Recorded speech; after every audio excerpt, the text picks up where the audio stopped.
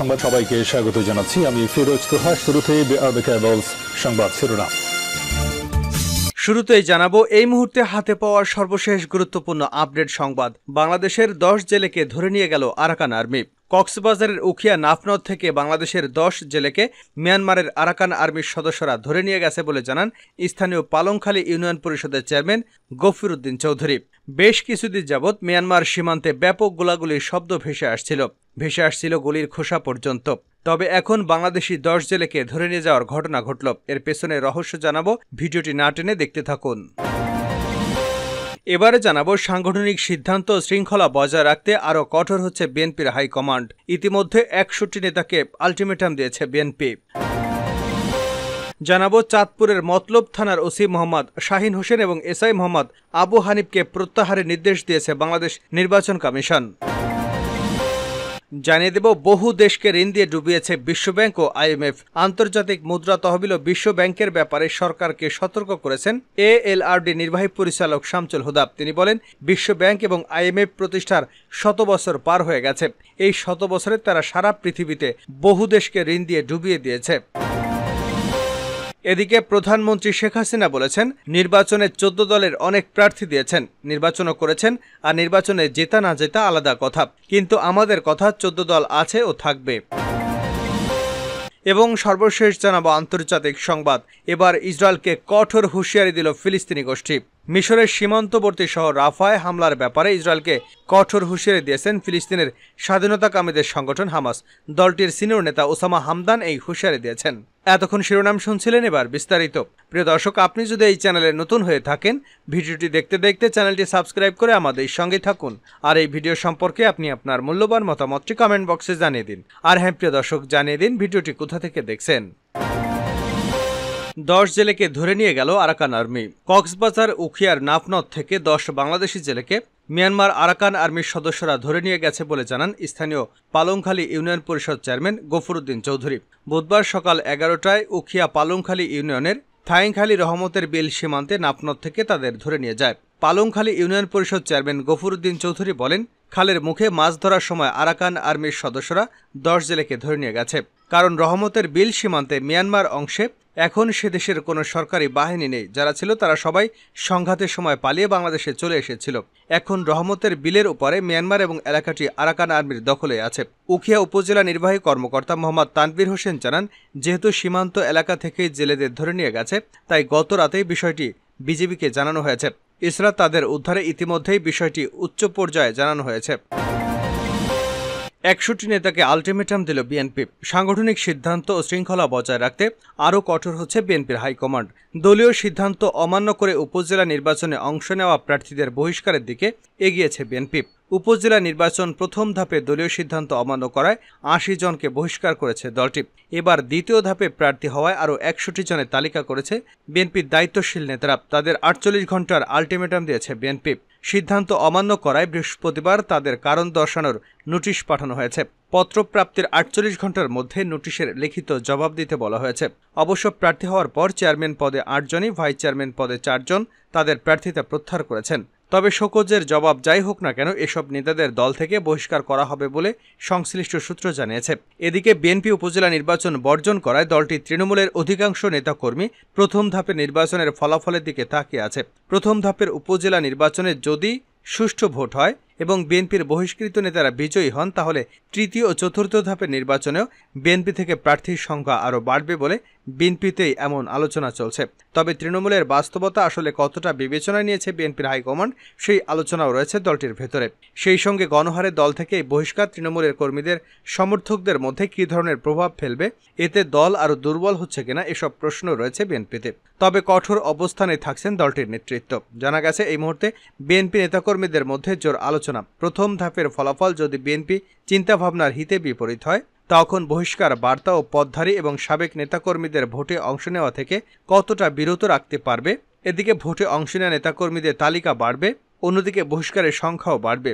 তবে হাইকমান্ড শেষ পর্যন্ত কঠোর অবস্থানেই থাকছেন বলেও জানা গেছে।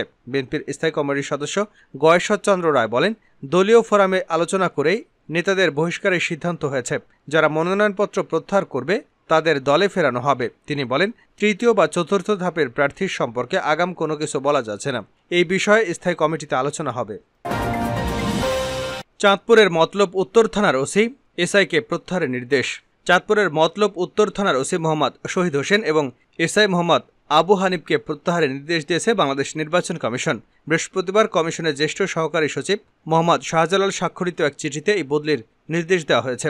স্বরাষ্ট্র মন্ত্রণালয় জননিরাপত্তা বিভাগ সচিবকে দেওয়া চিঠিতে বলা হয়, ষষ্ঠ উপজেলা পরিষদ নির্বাচন সুষ্ঠু এবং নিরপেক্ষভাবে আয়োজনের লক্ষ্যে মতলব উত্তর থানার মুচি মোহাম্মদ শহীদ হোসেন এবং এসআই মোহাম্মদ আবু হানিফকে অংশগ্রহণমূলক নির্বাচনের স্বার্থে প্রত্যাহার করে উপযুক্ত কর্মকর্তা পদায়ন করার নির্দেশ দিয়েছে নির্বাচন কমিশন। ষষ্ঠ উপজেলা পরিষদ নির্বাচনের কার্যক্রম চলছে। এবার দেশের 481টি উপজেলায় ভোট গ্রহণ হবে 4টি ধাপে। এর মধ্যে 2 ধাপে নির্বাচনের তফসিল ঘোষণা করা হয়েছে। প্রথম ধাপে 152টি উপজেলায় ভোট গ্রহণ 8 মে এবং দ্বিতীয় ধাপে 161টি উপজেলায় ভোট গ্রহণ হবে 21 মে। প্রথম ধাপের উপজেলা পরিষদ নির্বাচনে 15 এপ্রিল মনোনয়নপত্র জমা দেওয়ার শেষ সময় হয়। 8 মে নির্বাচন অনুষ্ঠিত হবে। বহু দেশকে ঋণ দিয়ে ডুবিয়েছে বিশ্বব্যাংক ও আইএমএফ। আন্তর্জাতিক মুদ্রা তহবিল ও বিশ্বব্যাংকের ব্যাপারে সরকারকে সতর্ক করেছেন এএলআরডি নির্বাহী পরিচালক শামসুল হুদা। তিনি বলেন, বিশ্বব্যাংক এবং আইএমএফ প্রতিষ্ঠার 100 বছর পার হয়ে গেছে। এই 100 বছরে তারা সারা পৃথিবীর বহু দেশকে ঋণ দিয়ে ডুবিয়ে দিয়েছে। বৃহস্পতিবার ঢাকা রিপোর্টার্স ইউনিটির সাগরণী মিলনায়তনে ক্যাব আয়োজিত অসাধু বিদ্যুৎ এবং জ্বালানি ব্যবসা সুরক্ষায় মূল্যবৃদ্ধি নয়, জ্বালানি সুবিচার চাই শীর্ষক সংবাদ সম্মেলনে এসব কথা বলেন শামসুল হুদা। এএলআরডি নির্বাহী পরিচালক শামসুল হুদা বলেন, পৃথিবীর কোনো দেশ বিশ্বব্যাংক এবং আইএমএফের শর্ত মেনে ঋণ নিয়ে স্বনির্ভর হয়েছে, সংকট থেকে পরিত্রাণ পেয়েছে, নিষ্কৃতি পেয়েছে এমন কোনো উদাহরণ 1 শতাব্দীতেও পাওয়া যায়নি। এ কথাটি আমাদের সবার মনে রাখা দরকার। বিশেষ করে নাগরিক সমাজ, জনপ্রতিনিধি এবং সরকারকে মনে রাখা দরকার। অতএব তাদের শর্ত পূরণ করার জন্য জনগণের ঘাড়ের উপরে বোঝার পর বোঝা চাপাবেন। এটা অনেক করেছেন, অনেক অন্যায় করেছেন, এই অন্যায় আর বাড়াবেন না। ক্যাবের সভাপতি গোলাম রহমান বলেন, আমরা ঋণ নিয়েছি কেন? আমাদের অর্থনীতি প্রায় খালির কাছাকাছি পৌঁছে গেছে। সেই হিসেবে আইএমএফ আমাদের ঋণ সহায়তা দিয়েছে। এখন আইএমএফ এর কাছে আমাদের দাবি, আপনারা ন্যায়সঙ্গত পরামর্শ দেবেন। আপনারা পরামর্শ দিয়েছেন ভোক্তা পর্যায়ে বিদ্যুৎ, গ্যাসের, জ্বালানি তেলের দাম বৃদ্ধি করে ভর্তুকি হ্রাস করবার, কিন্তু আপনারা বলছেন না এটির কোনো বিকল্প আছে। আপনারা দেখছেন না, পরীক্ষা করছেন না এটির কোনো বিকল্প আছে কিনা। আমাদের ধারণা, অস্বচ্ছতা, অপচয়, অমিতব্যয়িতা, অব্যবস্থাপনা রোধ করে যদি স্বচ্ছতা এবং জবাবদিহিতা প্রতিষ্ঠা করা সম্ভব হয়, তাহলে জ্বালানির মূল্য বৃদ্ধি না করে ভর্তুকি প্রত্যাহার করা সম্ভব। জানাবো আন্তর্জাতিক সংবাদ। ইসরায়েলকে কঠোর হুঁশিয়ারি ফিলিস্তিনি গোষ্ঠীর। মিশরের সীমান্তবর্তী শহর রাফায় হামলার ব্যাপারে ইসরায়েলকে কঠোর হুঁশিয়ারি দিয়েছে ফিলিস্তিনের স্বাধীনতাকামীদের সংগঠন হামাস। দলটির সিনিয়র নেতা ওসামা হামদান এই হুঁশিয়ারি দিয়েছেন।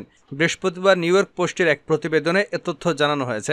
হিজবুল্লাহ সমর্থিত লেবাননের আল মানার টিভিতে বলেন, শত্রুরা রাফায় স্থল অভিযান চালালে আলোচনা বন্ধ হয়ে যাবে, কেননা প্রতিরোধ আন্দোলন গোলাগুলির মধ্যে কোনো আলোচনা করে না। হামাসের এই নেতা বলেন, তাদের প্রতিরোধ সক্ষমতা এখনও উচ্চ পর্যায়ে রয়েছে, দারুণ অবস্থায় রয়েছে প্রতিরোধ আন্দোলন। এছাড়া ইহুদিবাদী এলিট ব্রিগেডগুলো এখন গাজা উপত্যকায় ধরাশায়ী হয়েছে। তিনি বলেন, ইসরায়েল তাদের সক্ষমতা নিয়ে বাজি ধরেছে, অন্যদিকে প্রতিরোধ আন্দোলন তাদের প্রস্তুতি নিচ্ছে। গত 7 অক্টোবর দক্ষিণ ইসরায়েলে প্রবেশ করে নজিরবিহীন হামলা চালিয়ে 1200 ইসরায়েলিকে হত্যার পাশাপাশি প্রায় 250 ইসরায়েলি ও বিদেশি নাগরিককে গাজায় বন্দী করে নিয়ে আসে হামাস। একই দিন হামাসকে নির্মূল ও বন্দীদের মুক্তি নিশ্চিত করতে ফিলিস্তিনি স্বাধীনতাকামী এই সংগঠনের বিরুদ্ধে যুদ্ধ ঘোষণা করে ইসরায়েল। গত নভেম্বরে 7 দিনের যুদ্ধবিরতির চুক্তির বিনিময়ে 110 ইসরায়েলি বন্দীকে হামাস মুক্তি দিলেও এখনও তাদের হাতে শতাধিক বন্দী আছেন। অন্যদিকে গাজার স্বাস্থ্য মন্ত্রণালয় জানিয়েছে, গত 7 অক্টোবর থেকে গাজা উপত্যকায় ইসরায়েলি হামলায় নিহতের সংখ্যা 34,000 ছাড়িয়ে গেছে। তাদের অধিকাংশই নারী ও শিশু। এছাড়া এ পর্যন্ত 77,000-এরও বেশি মানুষ আহত হয়েছেন। বর্তমানে গাজায় যুদ্ধবিরতি এবং ইসরায়েলি জিম্মিদের মুক্তি করতে হামাস ও ইসরায়েলের মধ্যে আলোচনা চলছে। এতে মধ্যস্থতা করছে কাতার, মিশর এবং যুক্তরাষ্ট্র। রমজানের আগে এই চুক্তির আলোচনায় অগ্রগতি হলেও এখন দুপক্ষের মতবিরোধের কারণে তা স্থবির হয়ে পড়ে আছে। কাতার ও মিশরের কর্মকর্তারা জানিয়েছেন, অবশিষ্ট জিম্মিদের মুক্তির জন্য দ্বিতীয়বার যুদ্ধবিরতির জন্য হামাস এবং ইসরায়েলের যুদ্ধকালীন মন্ত্রিসভার কাছে প্রস্তাব পাঠানো হয়েছে। তবে হামাস প্রতিবারই স্থায়ী যুদ্ধবিরতির দাবি জানিয়ে আসছে। তাছাড়া তারা গাজা থেকে ইসরায়েলি সেনাদের সম্পূর্ণ প্রত্যাহারের দাবি করছে।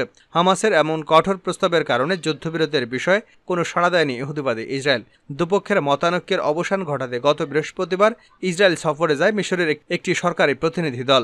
এছাড়া একই দিনে হামাসে থাকা জিম্মিদের মুক্তির জন্য গোষ্ঠীটির প্রতি আহ্বান জানিয়েছে যুক্তরাষ্ট্র, যুক্তরাজ্য সহ 17টি দেশ চিঠি দেয়। বৃহস্পতিবার চিঠির প্রতিক্রিয়ায় হামাস নেতারা বলেন তারা আন্তর্জাতিক চাপের কাছে মাথা নত করবে না। এর কয়েক ঘন্টা পর তারা আবারও বলেন ফিলিস্তিনের জনগণের আকাঙ্ক্ষা এবং অধিকারের সঙ্গে সঙ্গতিপূর্ণ যে কোনো প্রস্তাবকে স্বাগত জানাতে প্রস্তুত হামাস।